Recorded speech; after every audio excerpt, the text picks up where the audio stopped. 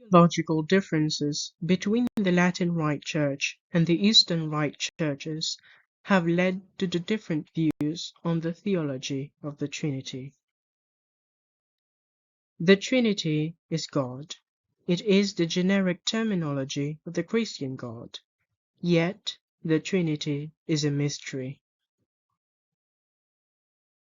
Since the beginning of Christianity, we profess the same belief, as the Church Fathers concluded their council with the phrase, Credo in unum Deum, I believe in one God. This creed is the foundation of the Christian theology, that there is only one God. However, in the existence of only one God, there are three persons that unifies as one, the Father, the Son, and the Holy Spirit.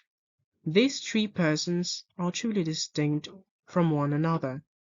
The Catholic Encyclopedia says, in this Trinity of persons, the Son is the begotten of the Father by an eternal generation, and the Holy Spirit proceeds by an eternal procession from the Father and the Son. Yet, notwithstanding this difference as to origin, the persons are co-eternal and co-equal. All alike are uncreated and omnipotent. In spite of this simple theology, the Church has different perspective on the Trinity. This began in the early Christianity, where the Latin Church and the Eastern churches had theological and political conflicts. The Latin Rite Church started to add the filioque and the Son phrase on the Nicene Constantinopolitan Creed. According to the Encyclopedia Britannica, this is because the theological perspective of the East was different from that of the West, and this gave rise to misunderstandings and at last led to two widely separate ways of regarding and defining one important doctrine, the procession of the Holy Spirit from the Father, or from the Father and the Son. The Roman churches, without consulting the East, added the quote, and from the Son. On July 16, 1054, the National Geographic says, the Patriarch Constantinople Michael Cerularius was excommunicated from the Christian Church based in Rome, Italy. Cerularius' excommunication was a breaking point in a long-rising tensions between the Roman Church based in Rome and the Byzantine Church based in Constantinople. The resulting split divided the European Church into two major branches, the Western Roman Catholic Church and the Eastern Orthodox Church.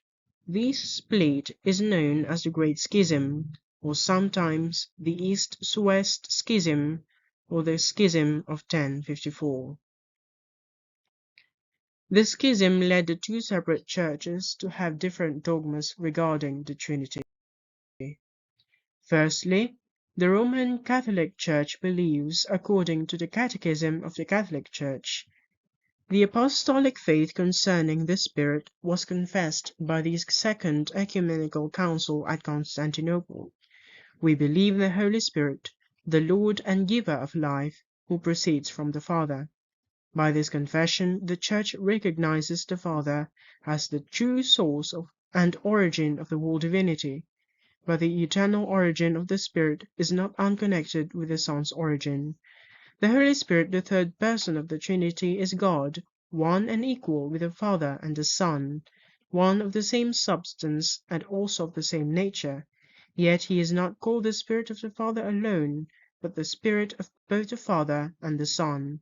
The Creed of the Church from the Council of Constantinople confesses, with the Father and the Son, he is worshipped and glorified. The Eastern Orthodox Church, however, contradicts this doctrine of the Roman Church. The Orthodox Church in America says, at this point, it is necessary to note that the Roman and Protestant churches differ in their creedal statement about God by adding that the Holy Spirit proceeds from the Father and the Son, a doctrinal addition unacceptable to orthodoxy, since it is both unscriptural and inconsistent with the orthodox vision of God. In conclusion, the Trinity is unification of the three distinct persons, the Father, the Son, and the Holy Spirit. The Catholic perspective, the Holy Spirit proceeds from the Father and the Son, while the Orthodox belief says otherwise. Despite having different theological perspectives on the Trinity, the important is we believe in the Trinity. God Himself has the only answer on the mysteries of Him.